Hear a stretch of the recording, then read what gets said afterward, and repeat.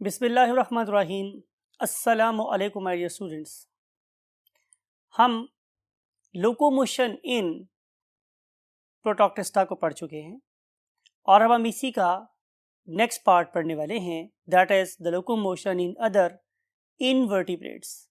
यानी कि हम ऐसे ऑर्गेनिजम्स की बात कर रहे हैं कि जिनके पास वर्टिब्रल कॉलम नहीं होता, इनवर्टिब्रेट्स।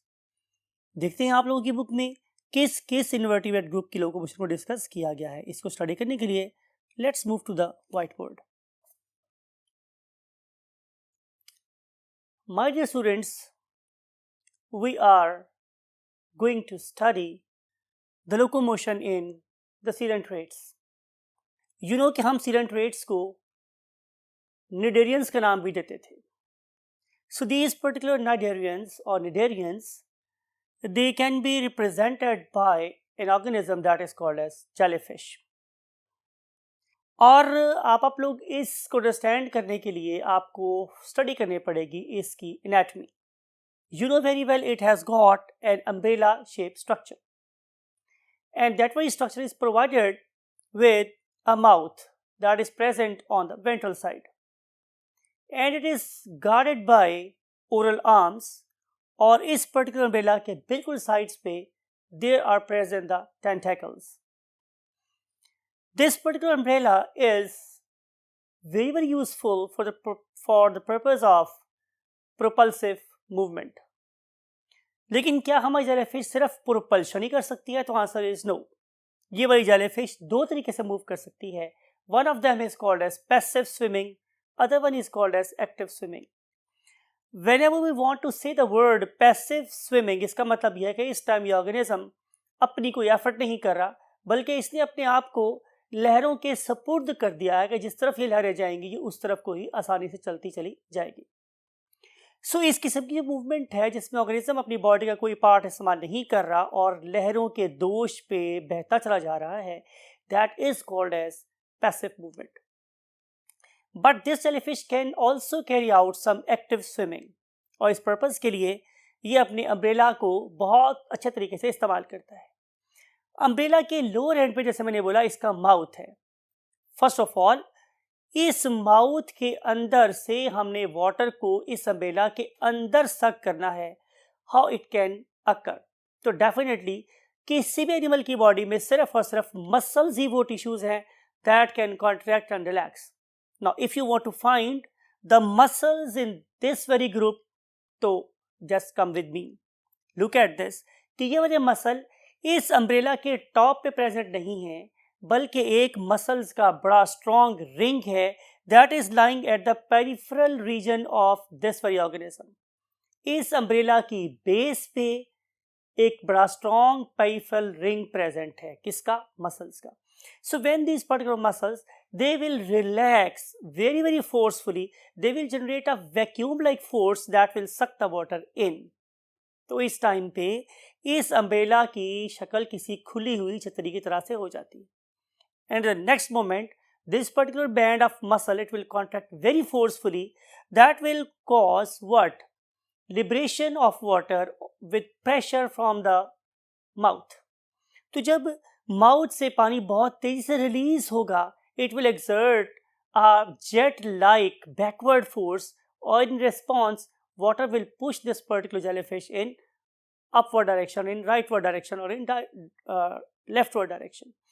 तो ये है दो किस्म की मूवमेंट जो हमारी जेलीफिश के अंदर हो रही है। And again thanks to the muscles lying at the base of this umbrella that can carry out the suction and then pumping of the blood in the jellyfish and out of the jellyfish respectively। Now we want to see the other organism that is representative of phylum Annelida। You know annelids को हम इसीलिए annelid बोलते थे because इनकी body के अंदर annulus means ring present थे। कोई नई बात नहीं है आप लोगों के लिए। This particular organism, it is very much divided into segments, लेकिन हर सेगमेंट के अंदर एक यूनिक कैरेक्टर जरूर प्रेजेंट है।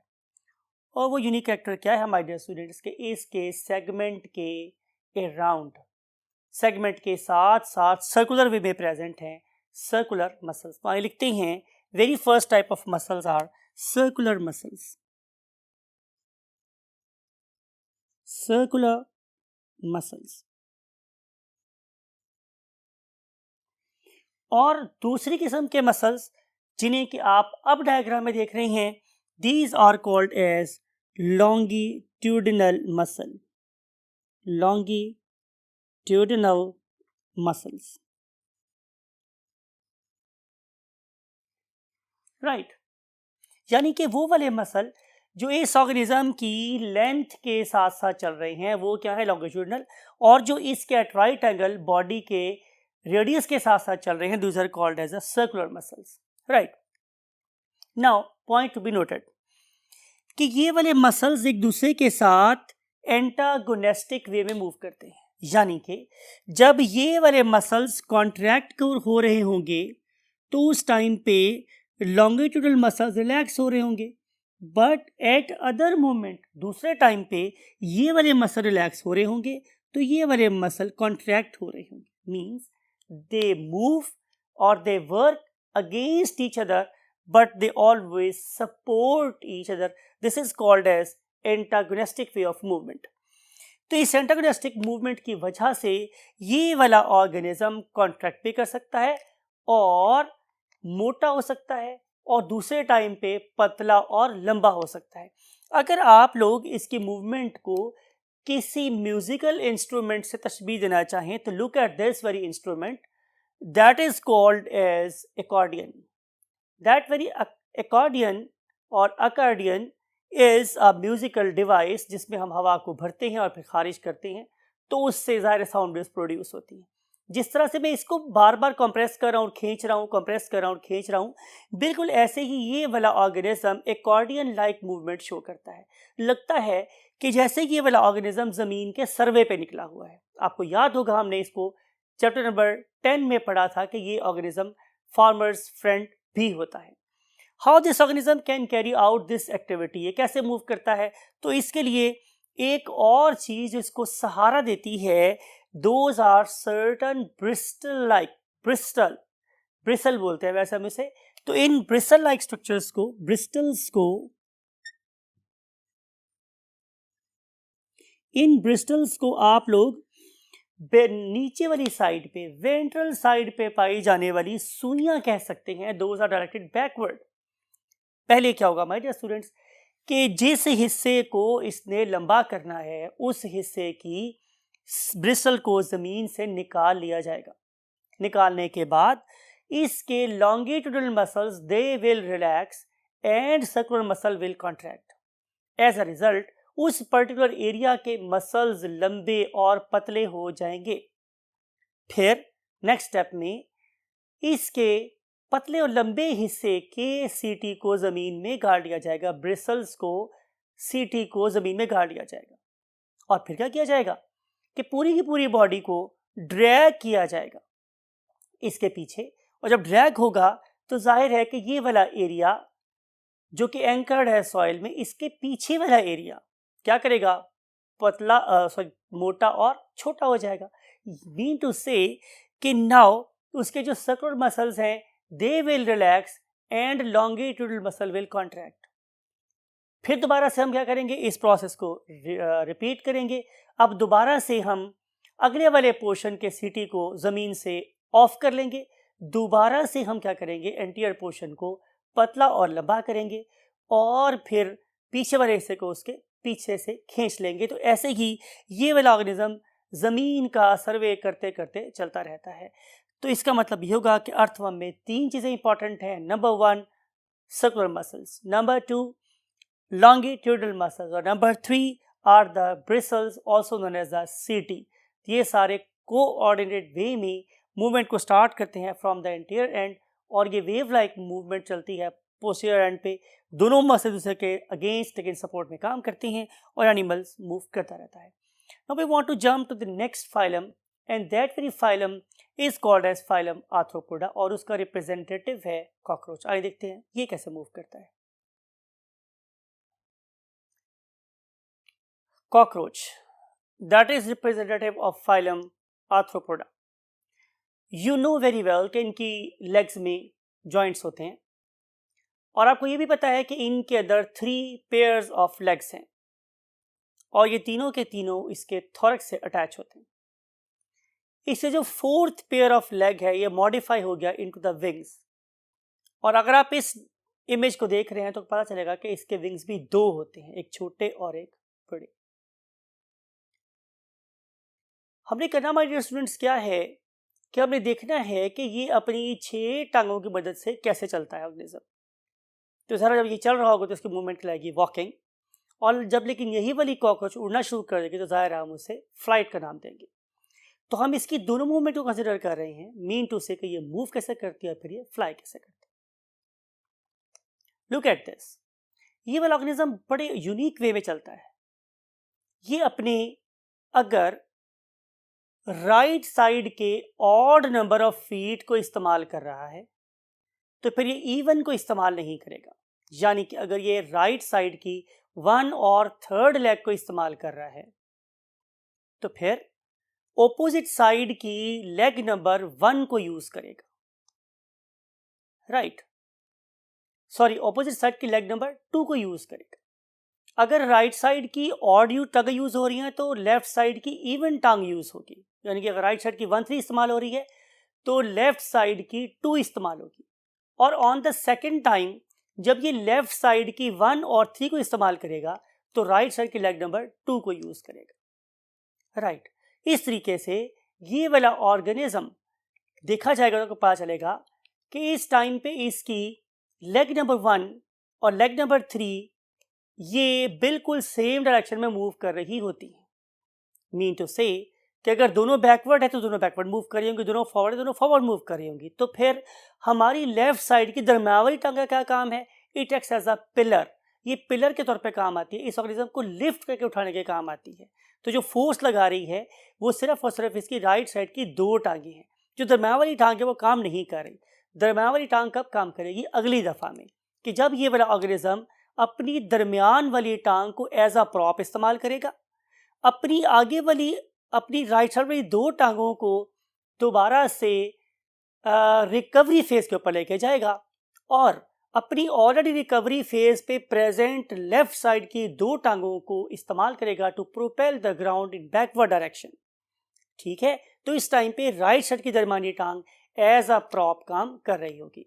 तो हम दोबारा से बात को फर्दर रिवाइज करते हैं कि 3 टांगे राइट साइड पर हैं और 3 टांगे लेफ्ट साइड पर हैं। अगर राइट साइड की 2 टांगे फोर्स लगाने की फॉर्म में हैं तो लेफ्ट साइड की दरमियान वाली टांग एज अ प्रॉप इस्तेमाल होगी और उस टाइम पे अगली 2 टांगे इस फॉर्म में नहीं होंगी कि वो ज़मीन को पुश कर सकें। जब ये वही 2 टांगे अपना काम कर चुकी होंगी तो लेफ्ट साइड की 2 टांगे अब इस फॉर्म में होंगी कि वो इस ऑर्गेनिज्म को आगे मूव करवाएं या अर्थ को पीछे मूव करवाएं। तो उस टाइम पे प्रॉप का काम करेगी राइट साइड की दरमियान वाली टांग। तो इस तरीके से ये प्रॉप और पुश के प्रिंसिपल के तहत ऑर्गेनिज्म मूव करता है। लेकिन ऑन द अदर हैंड अगर मैं इस ऑर्गेनिज्म की फ्लाइट की बात करूं तो आपको पता चलेगा कि एक बात और याद रखें कि इस वाले केस में जो फीमेल है वो फ्लाइट करती है, जो मेल कॉकरोचेस होते हैं वो फ्लाई नहीं करते। तो ये जो फीमेल कॉकरोच है इसको अल्लाह ने पर दे दिए हैं और definitely when this particular organism ये इन परों को मूव करता है with help of very very strong pectoral muscles, तो डेफिनेटली ये वाले मसल्स क्या करेंगे? हवा पे प्रेशर लगाएंगे और प्रेशर लगाने के बाद ये वाला ऑर्गेनिज्म बहुत थोड़े टाइम के लिए क्या हो सकता है? एयरबॉर्न हो सकता है। So that's it about the cockroach. अब हम बात करेंगे स्नेल की। यू नो वेरी वेल कि जो स्नेल्स हैं they belongs to the phylum Mollusca. अब मोलस्का के जितने भी मेंबर्स हैं उनके अंदर एक ही ऑर्गन ऑफ लोकोमोशन है and that very organ of locomotion is called as a foot. अगर आप इस पर्टिकुलर ऑर्गेनिज्म या इस पर्टिकुलर ग्रुप की मूवमेंट को डिटेल से स्टडी करना चाहते हैं तो just go to chapter number 10 and phylum you can say Mollusca. तो उसमें आप लोगों को ये वाला ऑर्गेनिज्म प्रॉपर तरीके से मूव करता हुआ दिखाया जा सकता है। चलें आपके फेवर देते हैं, यहाँ पे भी आप लोगों को वीडियो दिखा देते हैं तो आपको नजर आएगा कि इस ऑर्गेनिज्म के पास एक फुट है और इस फुट की मदद से it can propel you can से ऑन द ग्राउंड। लेकिन अगर आप लोग इस बाइवेल्वियर को देख रहे हैं that is also the member of phylum Mollusca, तो आपको नजर आएगा कि इसके 2 शेल के दरमियान से भी एक मस्कुलर फुट बाहर निकलता है।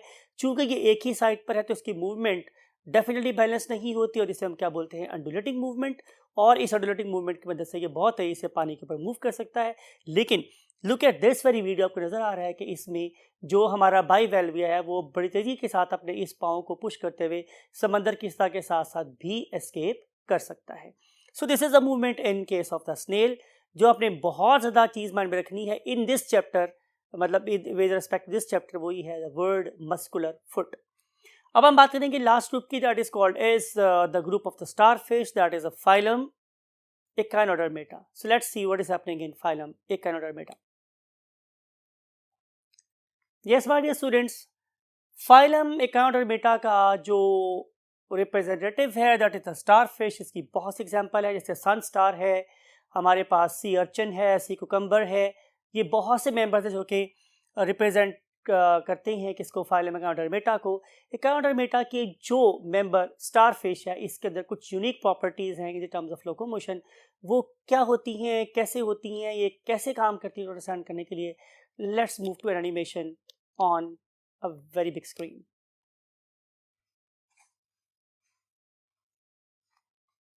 Yes my dear students, look at this very video. आपको नज़र आ रहा है कि हमने इस वीडियो में आप लोगों से कुछ बड़ी मज़ेदार पते पते की बातें करनी है। पहली बात तो ये है कि अगर आप इस पर्टिकुलर ऑर्गेनिज्म को देखें, स्टारफिश पेंटामेरस, इसकी 5 बाजुएं हैं और इन बाजुओं के ऊपर आप लोगों को बड़ी ही सख्त किस्म की प्लेट नज़र आती हैं। These are called as ossicles, ossified plates हैं ये। इन ऑसिफाइड प्लेट्स को अगर मैं देखूं तो इनके नीचे बहुत ही स्ट्रॉन्ग किस्म के क्या अटैच्ड हैं, मसल्स। ये जो मसल्स हैं they are very very powerful as compare to even our muscles in the terms of definitely mass. यानी कि अगर आप इन पर्टिकुलर मसल्स को देखें तो they can contract, they can relax and modify the shape of the arms of the organism. लेकिन इसके अंदर आपको एक और चीज़ नज़र आ रही है कि इस पर्टिकुलर मसल में अपने आप को किसी खास जगह पे बहुत ज़्यादा देर तक कांस्टेंट रखने की सलाहियत भी मौजूद है, जो शायद हमारे मसल्स में भी प्रेजेंट नहीं है, राइट। इसके अलावा अगर आप देखें तो अल्लाह ताला ने इनको एक और सिस्टम से भी नवाजा है, and that very system is called as water vascular system.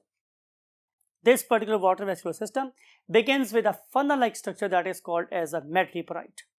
और इस मैट्रीपोराइट का फंक्शन ये है कि it acts as a sucker, और ये वाटर को सक करके फिल करता है into a very very intricated, मतलब पूरी बॉडी में फैले हुए सिस्टम के साथ, that is called as a water canal system. इस कैनाल सिस्टम को नजर आएगा कि मैट्रीपोराइट के साथ नीचे एक स्टोन कैनाल अटैच है, that is the filler of this very structure, that is called as a ring canal. अब इस रिंग कैनाल में से रेडिएट होती हैं, बाहर की तरफ निकलती हैं पांच कैनाल्स, जिन्हें हम बोलते हैं रेडियल कैनाल्स। सो सीक्वेंस क्या होगा, सबसे पहले मैट्रीपोराइट, फिर वाटर जाएगा स्टोन कैनाल में, फिर वाटर जाएगा रिंग कैनाल में, और फिर वाटर जाएगा रेडियल कैनाल्स में, राइट। तो इन रेडियल कैनाल में से वाटर अब मूव कर रहा है लेटरल साइड पे अटैच लेटरल कैनाल के साथ, जिसके साथ अटैच हैं ये inverted cup-like structures. ये वह inverted cup-like structures, they are broad at the top and they are fimbriated at the base. Whenever I use the term fimbriated, इसका मतलब है ये झालर नुमा है और बड़े सॉफ्ट हैं और किसी भी सरफेस के ऊपर एडहियर कर सकते हैं, चिपक सकते हैं। तो जब ये वाला वाटर इस पर्टिकुलर कैनाल सिस्टम के थ्रू होता हुआ इसके ट्यूब फीट को फिल कर देता है, now it is ready to you can say apply force, suction force at the thing. फिर इस पर्टिकुलर पॉइंट के ऊपर इस पर्टिकुलर हाइड्रोस्टैटिक स्केलेटन के अगेंस्ट इन ट्यूब फीट के लॉन्गिट्यूडनल मसल्स और सर्कुलर मसल्स फोर्स लगा सकते हैं। They can bend and then they can push the ground in backward direction and pushing the starfish in forward direction. अब हम बात करें सिर्फ और सिर्फ किसकी, लोकोमोशन की। तो लोकोमोशन में वो वाली ऑसिफाइड प्लेट्स और इसके अलावा ये वाले ट्यूब फीट इस ऑर्गेनिज्म को किसी भी डायरेक्शन में मूव करने में हेल्प कर सकते हैं।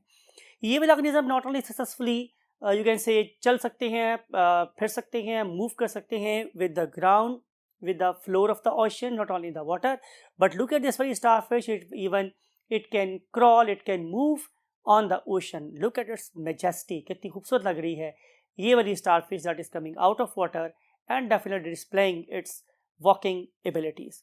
आपको इसी खूबसूरत इमेज के साथ, खूबसूरत वीडियो के साथ यहाँ पे छोड़ते हुए हम चाहेंगे आप लोगों से इजाज़त, और इस दुआ के साथ कि अगेन आप इस लेक्चर में से काम की बातें अपने माइंड में रखने में कामयाब हों और वही वाइटल मार्क्स को स्कोर करें जो आपको बना देंगे एक बहुत अच्छा डॉक्टर। आई वॉन्ट टू से यू अल्लाह हाफिज़।